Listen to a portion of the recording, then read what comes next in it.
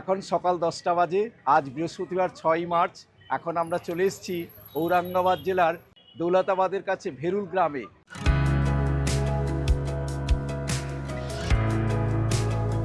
এই ভেরুল গ্রামে আছে শ্রী শ্রী কৃষ্ণেশ্বর টেম্পল। এখানে এই শ্রী শ্রী কৃষ্ণেশ্বর টেম্পল হলো দ্বাদশ জ্যোতির্লিঙ্গের অন্যতম জ্যোতির্লিঙ্গ। এবং পুনরায় ঝলক দেখাবো আমাদের কলকাতা থেকে এই মহারাষ্ট্রের ঔরঙ্গাবাদে আসা, এবং এখানে আমরা অলরেডি কি কি দেখেছি এবং এরপর কি কি দেখব, তারপর এখান থেকে কোথায় যাব। প্রথমেই এখানে কিভাবে আসবেন। মহারাষ্ট্রগামী যে কোনো ট্রেনে আপনারা চলে আসুন ভুসওয়াল, জলগাঁও, মানমাদ, নাসিক রোড। নাসিক রোড এবং মানমাদ থেকে ঔরঙ্গাবাদের ডাইরেক্ট ট্রেন রয়েছে। জলগাঁও ভুসওয়াল থেকে বাই রোডে। তখন অজন্তা কেভ দেখবার পর ঔরঙ্গাবাদে আসতে পারেন। এছাড়া এখানে নিয়ারেস্ট এয়ারপোর্ট হলো ছত্রপতি সম্ভাজিনগর এয়ারপোর্ট। নমস্কার সকল দর্শক বন্ধুদের শুভেচ্ছা ও স্বাগত জানিয়ে শুরু করি আজকের ভিডিও। আজ রবিবার 2রা মার্চ 2025। আমরা শুরু করছি আবারও একটি নতুন ট্যুর। আমরা চলেছি কলকাতার ভ্রমণ সংস্থা কুন্ডু স্পেশালের সঙ্গে ঔরঙ্গাবাদে। ঔরঙ্গাবাদ থেকে আমরা শিরিডি যাব, তারপর গোয়া যাব। এইভাবে আমাদের ট্যুর হবে। আজ আমাদের train 12321 Howrah Mumbai CSMT superfast mail রাত 11টা 40-এ ছাড়বে। 31 ঘন্টা পরে, মানে তার পরের দিন আমরা সারাদিন ট্রেনে থাকব। তার পরের দিন সকাল 7টার সময় আমরা মানমাদে নামব। আজ মঙ্গলবার 4 মার্চ 2025। এখন আমরা মানমাদে চলে এসেছি। এখন আমরা মানমাদ থেকে যাব ঔরঙ্গাবাদ। আমরা বাসে চাপবো, 3.5 ঘন্টা জার্নি। এখন আমরা স্টেশনেই আছি। এখানে চা জলখাবার খেয়ে আমরা বেরোবো। 4 তারিখ থেকে আগামী 13 তারিখ পর্যন্ত এই 10 দিন আমরা এই বাসে করেই ঘুরে বেড়াবো ঔরঙ্গাবাদ, শিরিডি, পুনে এবং গোয়াতে। আপনারা সঙ্গে থাকবেন। মানমাদ রেল স্টেশন থেকে আমাদের ঔরঙ্গাবাদের হোটেল ক্লিকের দূরত্ব 126 কিলোমিটার। সময় নেবে প্রায় 3 ঘন্টার ওপর। আমাদের সমস্ত সহযাত্রী বন্ধুরা হাত নেড়ে আপনাদের শুভেচ্ছা জানাচ্ছেন। আমরা চলেছি কলকাতার ভ্রমণ সংস্থা কুন্ডু স্পেশালের সঙ্গে।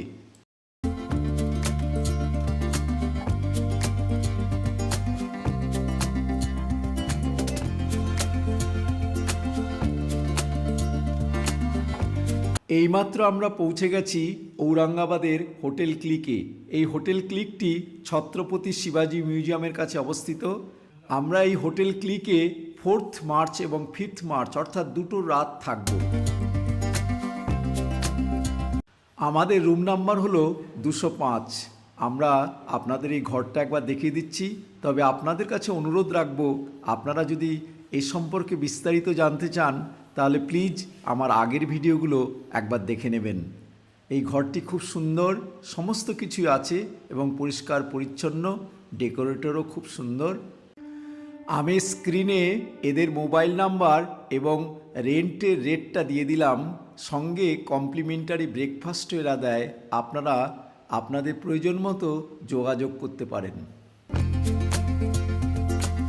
এরপর সেদিনই বিকেলবেলা আমরা 4 কিলোমিটার দূরের বিবিকা মকবরা অর্থাৎ গরিবের তাজমহল দেখতে গিয়েছিলাম। আপনারা আমার আগের ভিডিওতে এই গরিবের তাজমহল প্লিজ দেখে নেবেন।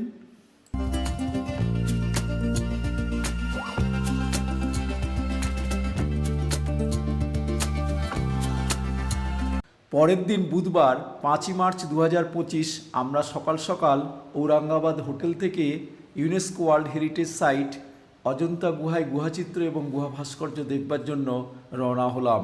ঔরঙ্গাবাদ থেকে দূরত্ব হলো 100 কিলোমিটার। সময় নিয়েছে যেতে প্রায় 2 ঘন্টার উপর, এবং ওখানে 3 থেকে 3.5 ঘন্টা আমরা ছিলাম। আমরা পৌঁছে গেছি অজন্তা গুহার যেখানে টিকিট কাউন্টার, সেখানে সেই অফিস ঘরের মধ্যে এই ছবিগুলো টাঙানো আছে।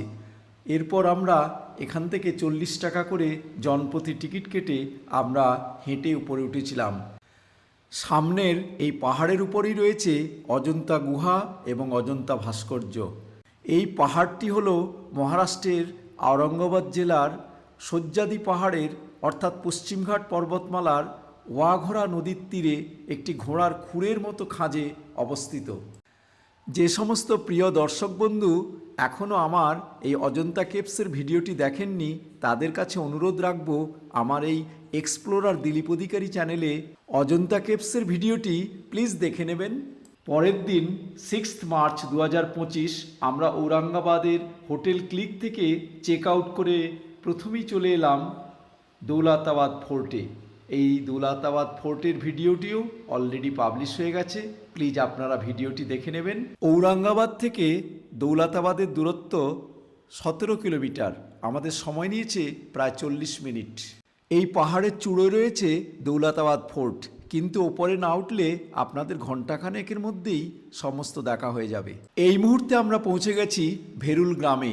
এখানেই আছে আজকে আমাদের যে ভিডিওর বিষয়বস্তু, শ্রী কৃষ্ণেশ্বর টেম্পেল। সেই টেম্পেলে আমরা ঢুকবো, দেখবো, আপনাদেরও দেখাবো। এখন সকাল 10টা বাজে, আজ বৃহস্পতিবার 6 মার্চ। এখন আমরা চলে এসেছি ঔরঙ্গাবাদ জেলার দৌলতাবাদের কাছে ভেরুল গ্রামে। এই ভেরুল গ্রামে আছে শ্রী শ্রী কৃষ্ণেশ্বর টেম্পেল। এখানে এই শ্রী শ্রী কৃষ্ণেশ্বর টেম্পেল হলো দ্বাদশ জ্যোতির্লিঙ্গের অন্যতম জ্যোতির্লিঙ্গ। এখন আমরা এই ভেরুল গ্রামের জ্যোতির্লিঙ্গে ঢুকবো। এটা খুব প্রাচীন মন্দির। এখানে অষ্টাদশ শতাব্দীতে ইন্দোরের রানী অহল্যাবাই হোলকার এই প্রাচীন মন্দিরটি সংস্কার করেছিলেন। এই কৃষ্ণেশ্বর মন্দিরে এখন আমরা যাব। এই কৃষ্ণেশ্বর মন্দিরের ভেতরে ক্যামেরা এবং মোবাইল ফোন নিষিদ্ধ, সেজন্য আমরা বাইরে রেখে যাব। আপনারা জানেন আমরা কিছুক্ষণ আগে দৌলতাবাদে দুর্গে গিয়েছিলাম। দৌলতাবাদ দুর্গ থেকে এটার দূরত্ব মাত্র 14 কিলোমিটার। আমাদের বাসে সময় লাগলো 19 মিনিট। আর এই ভেরুল গ্রামটা আসতে হলে ঔরঙ্গাবাদ থেকে 30 কিলোমিটার দূরত্ব, আর এখান থেকে ইলোরার দূরত্ব মাত্র 1 কিলোমিটার। চলুন আমরা এই ভেরুল গ্রামে শ্রী শ্রী কৃষ্ণেশ্বর মন্দিরে দ্বাদশ জ্যোতির্লিঙ্গের অন্যতম জ্যোতির্লিঙ্গ দর্শন করব। আমাদের ভারতবর্ষেই রয়েছে মোট 12টি জ্যোতির্লিঙ্গ। তার মধ্যে মহারাষ্ট্রে রয়েছে 3টি, ভীমাশঙ্কর, ত্রম্বকেশ্বর এবং এই কৃষ্ণেশ্বর জ্যোতির্লিঙ্গ। আমরা আমাদের ভ্রমণে এই 3টি জ্যোতির্লিঙ্গই দর্শন করব। আজকে আমরা এসেছি এই শ্রী কৃষ্ণেশ্বর জ্যোতির্লিঙ্গ দর্শন করবার জন্য। এই মন্দিরে অভিষেক পুজো দেওয়ার ব্যবস্থা আছে। আপনারা অভিষেক পুজো দিলে দুপুর 2টোর মধ্যে চলে আসবেন এবং 1100 টাকা এখানে কুপন কাটতে হবে। এই মন্দিরে কোনো রকম চামড়ার জিনিস সম্পূর্ণ নিষিদ্ধ এবং আপনারা মোবাইল নিয়ে গেলেও কোনো রকম ছবি তোলা যাবে না। এখানে ছবি তুললে 200 টাকা ফাইনের ব্যবস্থা আছে। আর চামড়ার বেল্ট নিয়ে গেলে ভেতরে বেল্ট খুলে নিতে হয়। আর আরেকটি অভিনব ব্যবস্থা, এখানে পুরুষরা খালি গায়ে যাবেন এবং মেয়েরা ভারতীয় পোশাক পরে ভেতরে ঢুকবে। চলুন, আমরা গেটে চলে এসেছি, এখন আমরা ভেতরে ঢুকব। এই মন্দিরটি প্রতিদিন খোলা থাকে, কখনো বন্ধ হয় না। আমি আপনাদের টাইমিংগুলো এবং আরতি নির্ঘণ্ট বলে দিচ্ছি।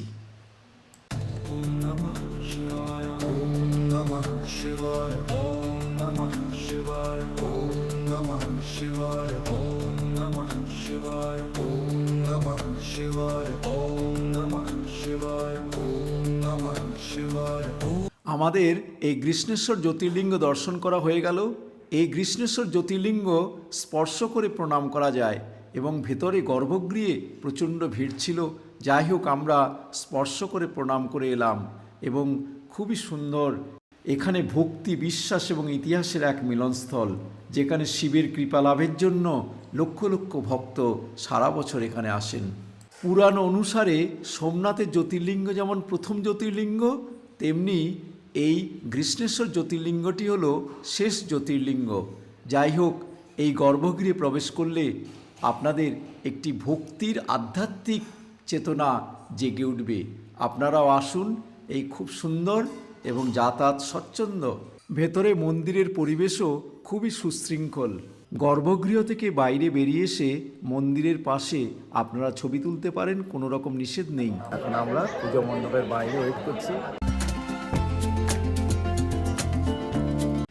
মহারাষ্ট্রের ঔরঙ্গাবাদ জেলার এই ভেরুল গ্রামে সারা বছরই পর্যটকদের ভিড় লেগে থাকে, কারণ একমাত্র এই জ্যোতির্লিঙ্গ।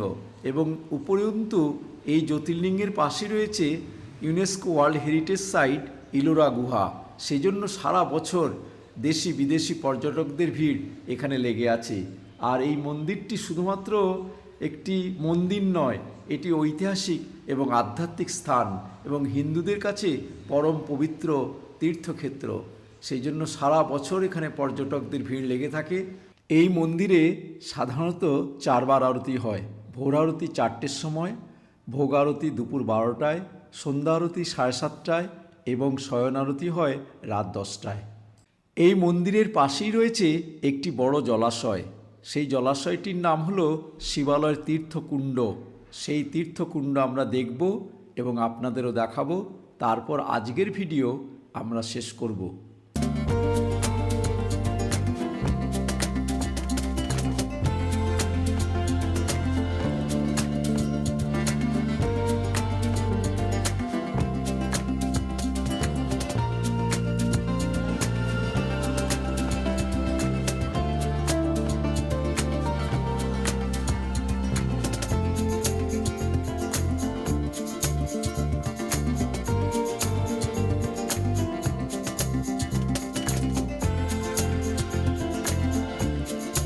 এখান থেকে আমরা গিয়েছিলাম ইলোরাতে।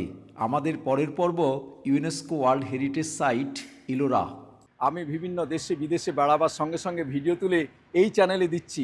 আর ভিডিওগুলো যদি দেখে কিছুমাত্র ভালো লাগে তবে অবশ্যই একটি লাইক, শেয়ার এবং সাবস্ক্রাইব করতে প্লিজ ভুলবেন না।